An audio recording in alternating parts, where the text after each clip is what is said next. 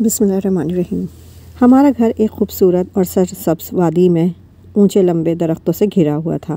خوبصورت آبشار، پھولوں سے لدی جھاڑیاں اور روح پرور نظارے، یہ سب کچھ تھا، لیکن یہ علاقہ ترقی یافتہ دنیا سے بہت دور تھا کہ جہاں بجلی تھی اور نہ انٹرنیٹ کی سہولت تھی، نہ پکی سڑکیں تھیں اور نہ قریب کوئی اچھا اسپتال۔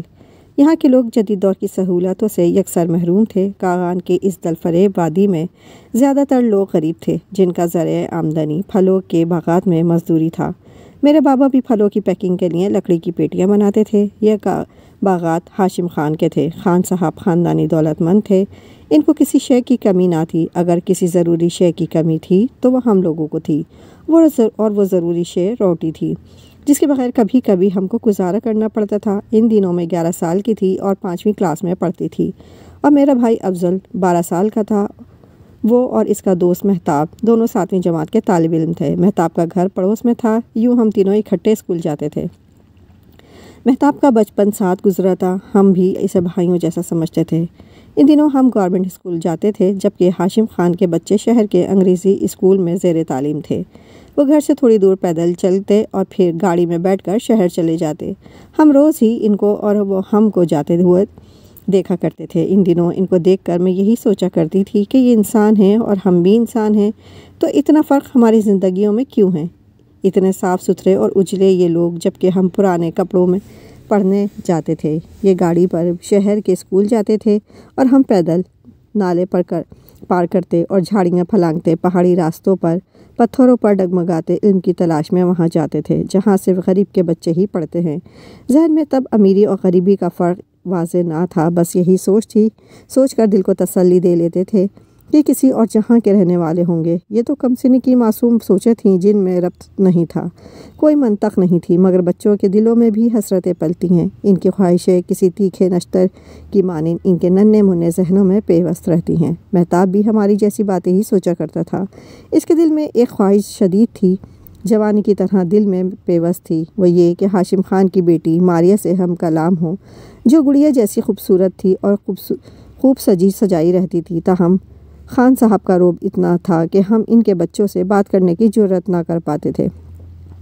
حالانکہ ہاشم خان بہت اچھے انسان تھے اور اپنے علاقے کے لوگوں کا خیال بھی بہت رکھتے تھے، تبھی دولت کے ساتھ اللہ تعالیٰ نے ان کو عزت دی تھی اور صاحب اولاد بھی کیا تھا۔ ان کی اکلوتی بیٹی ماریہ اور بیٹا حسن خان ان کی آنکھ کا تارا تھے۔ ایک دن ہاشم خان کے باغ میں پھلوں کی پیکنگ کے لیے لکڑی کی پیٹی تیار کرتے ہوئے بابا کے ہاتھ پر ہتھوڑا لگ گیا اور بابا کی انگلی بری طرح زخمی ہو گئی، تو وہ گھر آ گئے۔ یہ حادثہ بتانے امی ہاشم خان کے گھر جا رہی تھی کہ مہتاب میرے بھائی افضل سے ملنے گھر آ گیا۔ امی نے مہتاب سے کہا، بیٹا افضل گھر پر موجود نہیں ہے، تم میرے ساتھ ہاشم خان کے گھر چلو۔ جب یہ دونوں خان صاحب کے گھر کے وسیع احاطے میں داخل ہوئے تو ہر شے شاندار تھی، لیکن سب سے زیادہ شان والی ماریہ تھی۔ مدت بعد آج پہلی بار اس سے مہتاب کی بات ہوئی۔ پہل ماریہ نے کی، بولی، تم روز اسکول جاتے ہو نا، ہم کو راستے میں ملتے ہو۔ مہتاب، تم ہم سے بات کیوں نہیں کرتے؟ اس لیے کہ میں ڈرتا ہوں کہ آپ کہیں ناراض نہ ہو جائے، مہتاب نے سادگی سے جواب دیا۔ ماریہ نے کہا، اس میں ڈرنے والی کون سی بات ہے اور ناراض ہونے والی کیا بات ہے؟ تم اسکول پیدل جاتے ہو؟ جی ہاں، ہم پیدل جاتے ہیں، میں تو کبھی گاڑی پر بیٹھا ہی نہیں، مہتاب نے سادگی سے کہا۔ اچھا، کبھی میں تم کو اپنی گاڑی میں اسکول پہنچا دوں گی، ٹھیک ہے نا؟ ماریہ کی بات سن کر مہتاب خوش ہو گیا اور اس دن کا انتظار کرنے لگا جب یہ پریوں کی شہزادی اس پر مہربان ہو اور اس کو اپنے ساتھ بڑی سی شاندار گاڑی میں بٹھا لے۔ بڑی سی چمکتی دمکتی گاڑیاں تو لڑکوں کا خواب ہوتی ہیں، چاہے وہ شہر کے ہوں یا دیہات کے۔ لیکن کافی دن گزر گئے، ماریہ نے پھر اس کو نہ بلایا، شاید وہ یہ بات کہہ کر بھول گئی تھی۔ ایک دن جب وہ اسکول جا رہا تھا، وہ ہمارے پاس سے گزری اور مہتاب کو مخاطب کر کے بولی، اس دن میں نے تم کو گاڑی میں اسکول چھوڑنے کا کہا تھا جب تم ہمارے گھر آئے تھے۔ مہتاب، کیا تم آج ہمارے گاڑی میں بیٹھنا چاہو گے؟ مہتاب نے اس بات میں سر ہلا دیا۔ تب اس نے ڈرائیور سے کہا، دینو بابا، ان کو آگے اپنے ساتھ بٹھا لو، ان کے اسکول پر اتار دینا۔ اس روز وہ گاڑی میں اکیلی تھی، یعنی اس کا بھائی ساتھ نہیں تھا۔ ماریہ نے صرف مہتاب کو ہی مخاطب کیا تھا، لہٰذا ہم اسے پیچھے چھوڑ کر آگے بڑھ گئے۔ جب مہتاب گاڑی میں بیٹھا تو اس کی بانچھیں کھل گئی تھیں۔ 2 ہفتے بعد پھر اسی طرح اس نے سڑک پر گاڑی رکوا لی اور مہتاب سے مخاطب ہوئی، کیا تم کو ہم گاڑی میں اسکول چھوڑ دیں؟ اس کی آواز سن کر آج بھی ہم آگے ہو لیے اور مہتاب گاڑی میں بیٹھ گیا۔ تبھی میں نے نوٹ کیا کہ آج بھی اس کا بھائی غیر حاضر ہے، تو گویا وہ اپنے بھائی سے ڈرتی تھی، جب ہی اس کی موجودگی میں مہتاب کو مخاطب نہیں کرتی تھی۔ جب حسن خان غیر حاضر ہوتا یعنی اسکول سے چھٹی کرتا، وہ گاڑی رکوا لیتی تھی۔ دراصل مہتاب کے والد مرحوم ہاشم خان صاحب کے کار ڈرائیور ہوا کرتے تھے، اس نسبت سے بھی وہ اس کا خیال کرتی تھی۔ آہستہ آہستہ وقت گزرتے کے ساتھ ہم بھی بڑے ہونے لگے۔ ماریہ بھی سمجھدار ہو گئی تھی اور پردہ کرنے لگی تھی۔ وہ اب مہتاب کو نہیں بلاتی تھی، لیکن اس کے مہربان سلوک سے جو شمع مہتاب کے دل میں روشن ہوئی تھی وہ بجھنے والی نہیں تھی۔ بڑے ہو جانے کے بعد اب مہتاب اس نوابزادی سے صرف خواب میں ہی مل سکتا تھا، کیونکہ ہمارے علاقے کے قوانین اور رسم و رواج بڑے سخت تھے۔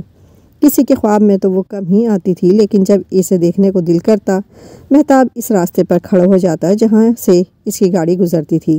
وہ بھی شاید اس کے معصوم جذبوں کی زبان کو سمجھتی تھی۔ جو ہی گاڑی اس کے قریب سے گزرتی، ماریہ نقاب الٹا دیتی۔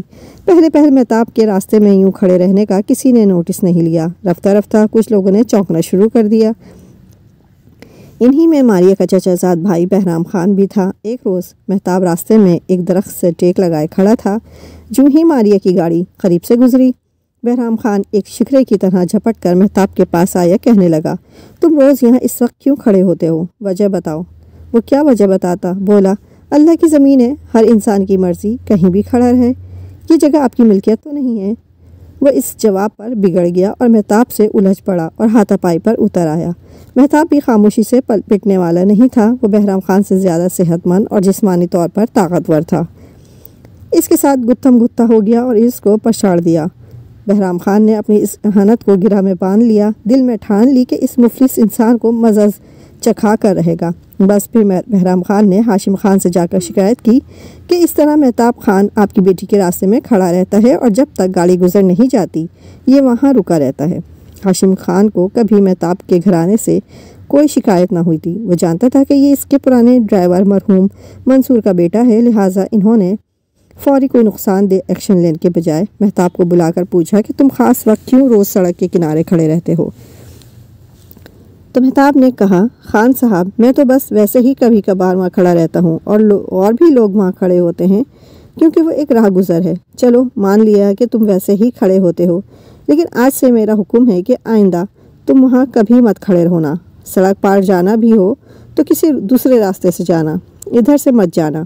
میں تمہارے اور بہرام خان کے بیچ کسی قسم کی دشمنی اور فساد نہیں چاہتا، سمجھ گئے؟ جی سمجھ گیا۔ آئندہ کبھی میری جانب سے آپ کو شکایت کا موقع نہ ملے گا۔ میں اسکول بھی دوسرے راستے سے جاؤں گا۔ اسکول چھٹی کے بعد اس دن سے مہتاب نے وہاں کھڑے رہنا چھوڑ دیا، یہاں تک کہ ادھر سے گزرنا بھی چھوڑ دیا، کیونکہ وہ خان صاحب کی حکم عدولی نہیں کر سکتا تھا اور نہ ان سے دشمنی مول لے سکتا تھا۔ 3 سال گزر گئے۔ جو وعدہ مہتاب نے خان صاحب سے کیا تھا اس کا پاس رکھا، تاہم بازار میں کبھی کبھار ماریہ شاپنگ کرنے نکلی ہوتی تو اتفاق سے دونوں ایک دوسرے کو نظر آ جاتے۔ تب وہ چہرے سے نقاب اٹھا کر اس کو دیکھ لیتی اور مہتاب نظریں جھکا کر گزر جاتا۔ ایک روز وہ کسی کام سے شہر گیا، وہاں ایک دوست سے اسے مل گیا۔ دونوں اکٹھے بازار چلے گئے۔ کچھ چیزیں انہوں نے خریدنی تھیں جو وادی کی دکان پر نہیں ملتی تھیں۔ تبھی مارکیٹ میں ماریہ کی کار کھڑی دیکھی تو مہتاب ٹھٹک گیا۔ وہ گاڑی کی طرف دیکھنے لگا، دیکھنے میں محو تھا۔ مہتاب کے دوست خالد نے مہتاب کو سمجھایا، کہا، دیکھو مہتاب خان، زمین پر رہ کر آسمان کے خواب مت دیکھو ورنہ انجام اچھا نہ ہوگا۔ مہتاب نے بے چارگی سے کہا، ٹھیک ہے دوست، تم نے صحیح کہا ہے، میں آسمانوں میں اڑان بھرنے کے خواب کیوں دیکھوں جبکہ میرے پر ہی نہیں ہے۔ پھر بھی جب اس گاڑی کو دیکھتا ہوں تو سوچتا ہوں کہ کبھی میں بھی اس میں بیٹھا تھا جب اس وقت گاڑی کے مالک مہربان ہوا کرتے تھے۔ اچھا تو اب ماضی کو بھلا دو، اس وقت تم بچے تھے مگر اب بچے نہیں رہے، اس لیے اپنی قسمت سے سوال کرتا ہوں، کیا کبھی ایسی گاڑی میرے پاس بھی ہوگی؟ جب تم عمر بھر ایسی گاڑی کے مالک نہیں بن سکتے تو قسمت سے بھی ایسے سوال کیوں؟ گاڑی خان صاحب کی بیٹی کی ہے، اسی لیے ہر غلطی سے اپنا دامن بچا کر رکھو۔ اگر ماریہ کے بھائی نے تم کو اس طرح دیکھ لیا تو ٹھیک نہ ہوگا۔ ماریہ کا بھائی مگر گاؤں میں نہیں تھا، وہ تو میٹرک کے بعد لاہور پڑھنے چلا گیا تھا اور ادھر ہی رہ رہا تھا۔ وقت گزر گئے، مہتاب نے پھر نہ تو ماریہ کو دیکھا اور نہ اس کی گاڑی کو۔ وہ سوچتا تھا کہ اب تو شاید ان کو کبھی نہ دیکھ پاؤں گا۔ وہ اسی سوچ میں تھا کہ ایک دن ماریہ اپنی نوکرانی کے ہمراہ مارکیٹ سے نکلی اور گاڑی میں بیٹھ گئی۔ اس نے مہتاب کو نہیں دیکھا تھا، لیکن مہتاب نے اس کی ایک جھلک دیکھ لی۔ اس روز تمام رات وہ سو نہ سکا۔ یہ اتنی لمبی رات ہو گئی کہ ختم ہونے کا نام ہی نہ لے رہی تھی۔ صبح سویرے جب وہ کتابیں اٹھا کر اسکول جا رہا تھا، اماں نے حسب معمول اس کو دعا دی، بیٹے خدا کرے تم بڑے آدمی بنو اور تمہاری مرادیں پوری ہوں۔ وہ اپنی ماں کی دعا کو سن کر افسردہ دل ہو گیا۔ سوچنے لگا جو دعائیں پوری نہ ہونے والی ہوں، جانے کیوں اماں وہی دعائیں دیتی ہیں۔ میں نہ تو کبھی بڑا آدمی بن سکتا ہوں اور نہ ہی میرے مراد پوری ہو سکتی ہے، اور نہ ہی مجھے ماریہ کی گاڑی جیسی شاندار گاڑی کبھی مل سکتی ہے۔ ایک روز جب ہم اسکول جانے کو تیار ہو گئے تو افضل بھائی اسے بلانے کو مہتاب کے گھر گیا۔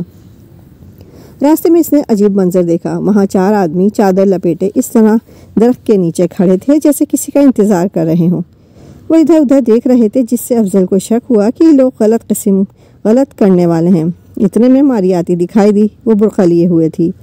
جو ہی وہ اپنی گاڑی کے پاس پہنچی، آپس میں چہم و گوئیاں کرنے لگے۔ افضل نے یہ بات مہتاب کو بتائی۔ وہ پریشان ہو گیا اور کچھ سوچنے لگا۔ دوست چلو اب اسکول کو دیر ہو رہی ہے۔ جو ہی دونوں باہر آئے، مہتاب نے سڑک کو دیکھتے ہی اپنی کتابیں پھینک دیں اور ماریہ کی طرف دوڑا۔ اس دم وہ اپنی گاڑی میں بیٹھ رہی تھی کہ ان افراد نے اس کو پکڑ لیا اور گاڑی میں نہ بیٹھنے دیا۔ تبھی ڈرائیور کار سے باہر نکلا اور ماریہ کی مدد کو آگے بڑھا۔ ان میں سے ایک نے جو اسلحے سے لیس تھا اس پر گولی چلا دی۔ یہ منظر ہم سب نے دیکھا۔ مہتاب نے تو اتنی تیزی سے دوڑ لگائی تھی گویا ہوا سے باتیں کر رہا ہو۔ پلک جھپکتے وہاں پہنچ گیا تھا اور ان لوگوں سے ماریہ کو چھڑانے کی کوشش میں زخمی ہو گیا۔ ماریہ کی آواز سن کر ہاشم خان کے محافظ بھاگتے ہوئے آئے جو ان کے گراج کے پاس کھڑے تھے۔ قریب ہی باغ میں موجود ہاشم خان صاحب خود بھی فائر کی آواز سن کر باہر نکلے اور ہوائی فائر شروع کر دیے۔ ادھر اپنے زخمی ہونے والے کی پرواہ نہ کرتے ہوئے مہتاب ماریہ اور ان افراد کے بیچ آ گیا تھا۔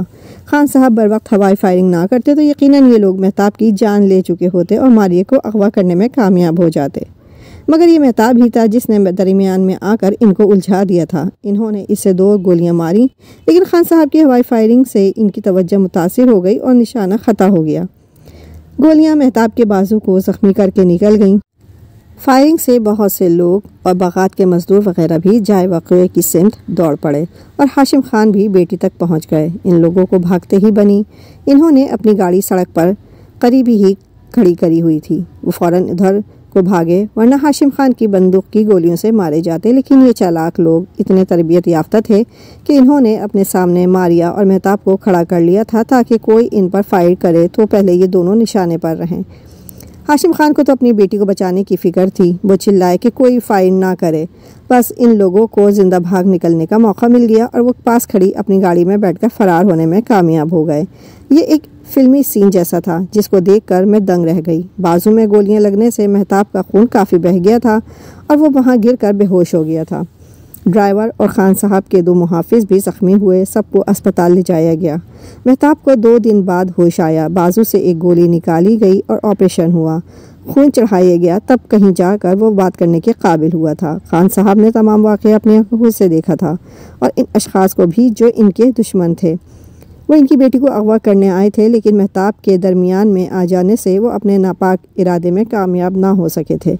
ادھر گیراج کے گارڈ بھی ہر وقت وقوع پر پہنچ گئے تھے، ورنہ جانے کیا ہو جاتا۔ جب مہتاب کو ہوش آیا، خان صاحب کو اپنے سامنے کھڑا پایا، جو کہ اس لڑکے کے بے حد مشکور تھے جس نے اپنی جان پر کھیل کر ان کی عزت کو بچا لیا تھا۔ جب مہتاب ٹھیک ہو گیا تو ہاشم خان نے اس کو گلے سے لگایا اور عزت دی، اپنا ایک باغ اس کے حوالے کیا اور اس کو ایک نئی گاڑی بھی تحفے کے طور پر دے دی۔ اس طرح مہتاب کی اماں کی یہ دعا پوری ہو گئی کہ خدا تم کو بڑا آدمی بنائے اور تمہاری مراد پوری کرے۔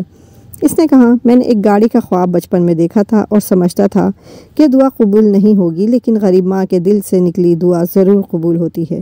جس گاڑی کی حسرت میں خان کی بیٹی کے راستے میں کھڑا رہتا تھا کہ شاید اس میں چند لمحے بیٹھنا نصیب ہو جائے، اماں کی دعا سے وہی خدا نے مجھے عطا کر دی۔ مہتاب کی دلی مراد پوری ہو گئی، باغ بھی مل گیا جس کی آمدنی سے وہ خوشحال ہو کر علاقے کا بڑا آدمی بھی کہلانے لگا۔